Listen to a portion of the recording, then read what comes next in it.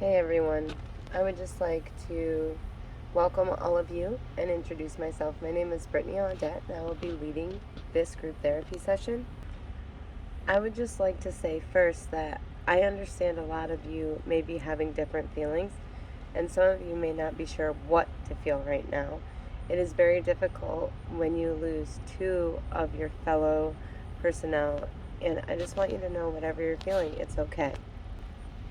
I understand that people grieve differently and it may take other people different time, or some may feel really depressed, but I really would like you to monitor yourselves and make sure that you're not becoming burnt out or getting compassion fatigue, especially those in leadership roles, or if everyone is leaning on you in your group, that happens to be more of an issue for you. So I really want you to be on the lookout for these signs, because if you're not in a good place mentally, you're not going to be able to help anyone else.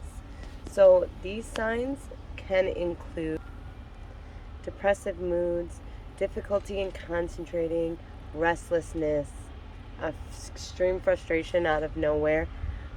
If you are feeling those things, it's going to be really difficult for you to be empathetic towards someone else and to be able to listen. So especially those in leadership, that I was saying, what is expected of you is to be able to tell your fellow comrades that, hey, we did just have a loss. We lost two very great people, and it's just important that you tell them exactly what happened so that they can feel that you're being compassionate as well as they're getting the full story, because you don't want the people who are below you in ranked to not be able to trust you and be able to grieve in the way that they would need to.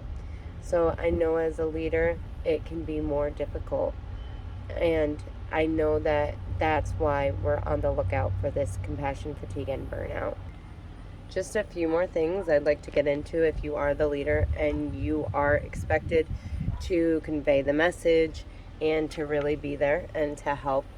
So you really need to listen to what they're saying. So if you tell someone that we just lost two of our fellow comrades and they say, I'm fine, but you can tell by their body language or the way they're interacting with others that they're not okay, it may be time to step in and give them some early interventions. So that can be things such as, are you sleeping at night? Are you getting any exercise? Are you eating regularly? Because when we go through something and it's hard on us, those are the things we seem to let go of first. So we stop taking care of ourselves. So if you see that, you need to step in and be like, hey, and give them a routine to continue to follow, because it's really important when people are grieving that they maintain a routine so that not everything is out of whack, so they can really just grieve that process in a better way. So some of these early interventions, as I said, was eating, getting sleep, exercise. You can also tell them about groups they may go to. So there's some grieving groups. So some of these grieving groups could just be, friends that just support each other. But they also do have the Veterans Affairs bereavement counseling, and they also offer free counseling in order for you to be able to get that assistance that you do need. It is also important to reach out and make sure that you are not shutting down and going through this alone. It is really important that you be there and you support one another through this time. So if you can attend support personnel attendance at memorials to assist with healing, by you helping someone else heal, that can really help you. But what's really important as well is to make sure that you're not giving all of you and not having enough for you to heal. As we go back to the compassion fatigue and the burnout, all of these resources that leaders are giving, make sure that you are also taking them if you need to. So other things that we can do to make sure that we're dealing with the grief is we need to really monitor the way that we're thinking. Are we becoming depressed? Are we becoming anxious? Are we having nightmares? Are we just not where we needed to be or where we used to be? Is this causing us to not be able to do our jobs or live our lives anymore? If that has happened, you will need to go speak to someone because you could be suffering from complicated grief. Complicated grief is known as an ongoing, heightened state of mourning that keeps you from healing. If you are going through that, then you need to reach out, and I understand that counseling is shown in many instances, and culturally it's not acceptable. But as leaders, and we need to promote this. We need to be promoting healing. We need to be promoting counseling. It's okay if you are struggling with the loss of a loved one or a friend or comrade. It's okay. And we as leaders and we as medical professionals, mental health professionals, we need to be promoting this. As far as talking about complicated grief too, we need to be aware that there are different kinds of complicated grief. So the chronic grief, this one is intense.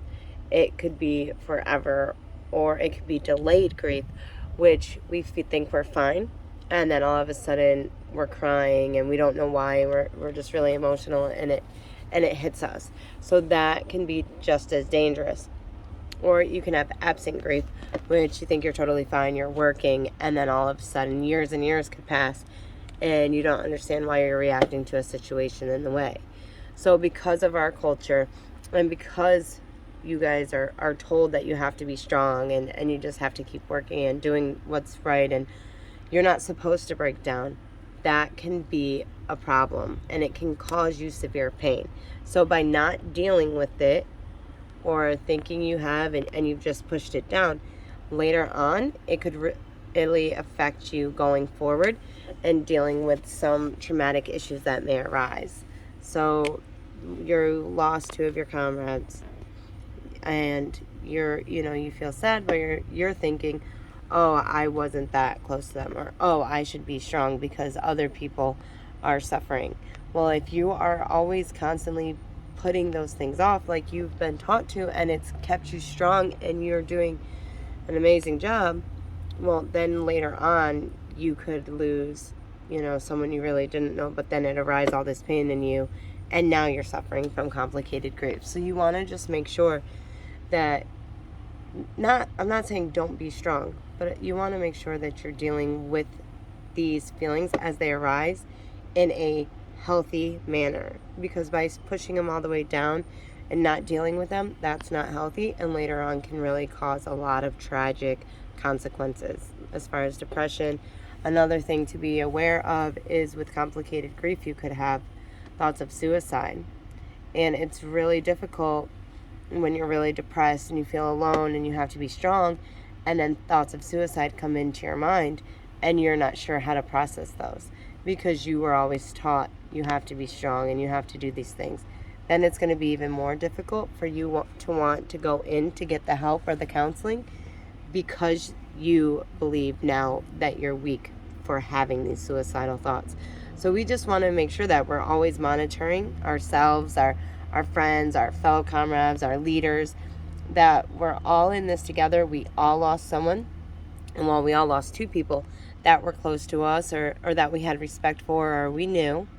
So we all need to come together and hold each other strong and just watch out for one another. If you see someone struggling, go to that person and speak to them, one-on-one. This isn't something that's meant to embarrass them or make them feel worse or less than.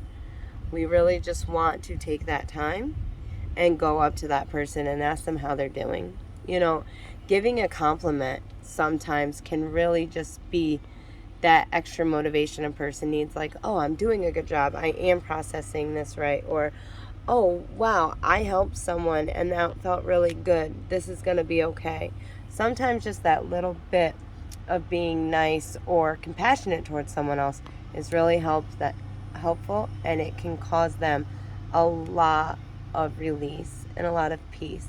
So we just want to make sure that we're aware of what's going on around us and that we're helping others. We are all a team, And that is one thing that in our culture too that is very strong, is that we're all in this together. And let's continue to be in this together. And let's continue to work through this hard time and make sure we're supporting one another. I want to thank you guys for coming in today and giving me the time to speak with you. If you need anything else, please reach out. Good luck to all of you.